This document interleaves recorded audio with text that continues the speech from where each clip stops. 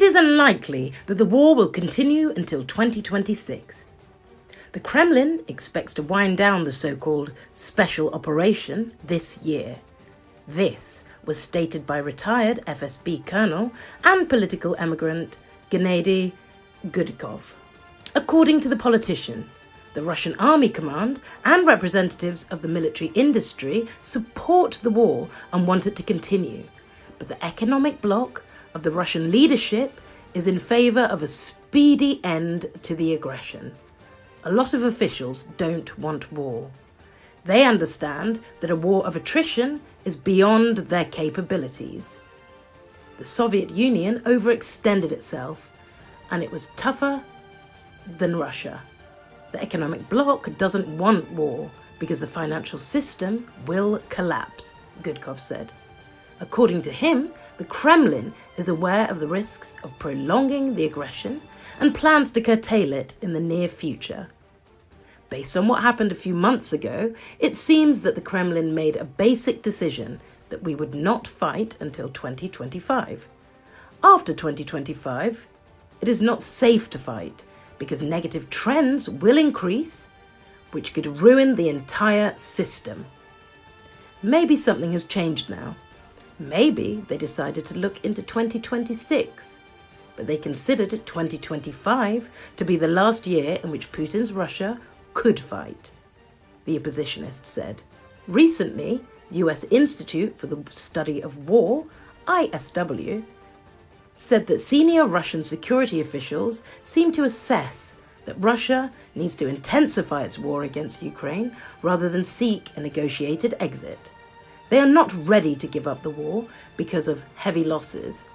Before presenting their conclusion, the analysts recalled a new article by Meduza. It stated that Russian security officials and the Russian military may recognize that Russian troops are not achieving significant territorial success proportional to the losses in manpower and equipment they suffer during the fighting. It was said that the Russian military command has so far suffered exorbitant personnel losses in exchange for tactical, but not operationally significant successes.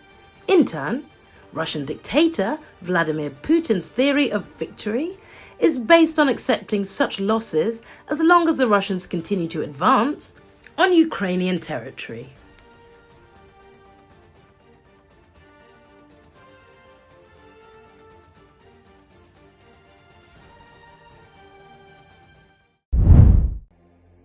One person was seriously injured in a stabbing attack in central Tel Aviv on Saturday, Israel police said, amid heightened tensions ahead of a ceasefire in Gaza that is expected to begin on Sunday morning.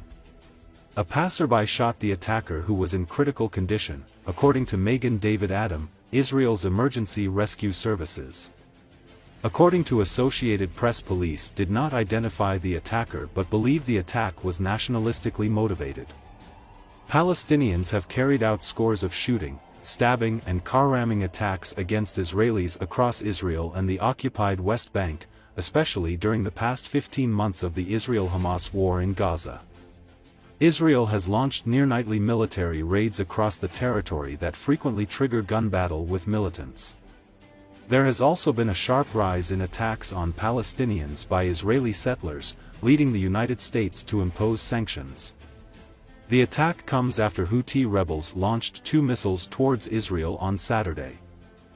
Okay.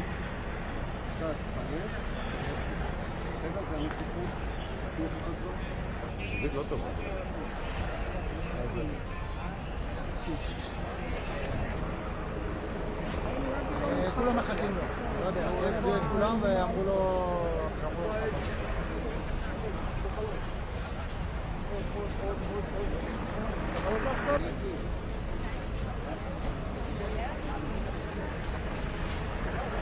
בואו איתי רגע, לקחת את כל הססל הזה אחורה.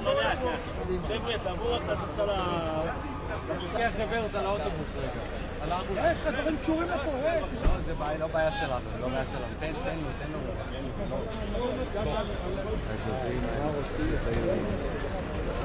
זה לערוך מחובר לצבא. שעון, מי נפל שעון? שעון. מישהו יכול להגיד מה שעה? שעה.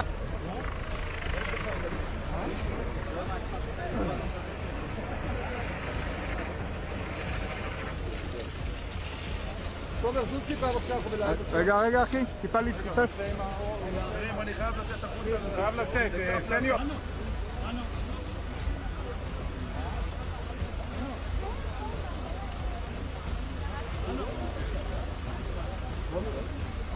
תסתכל רגע. שנייה.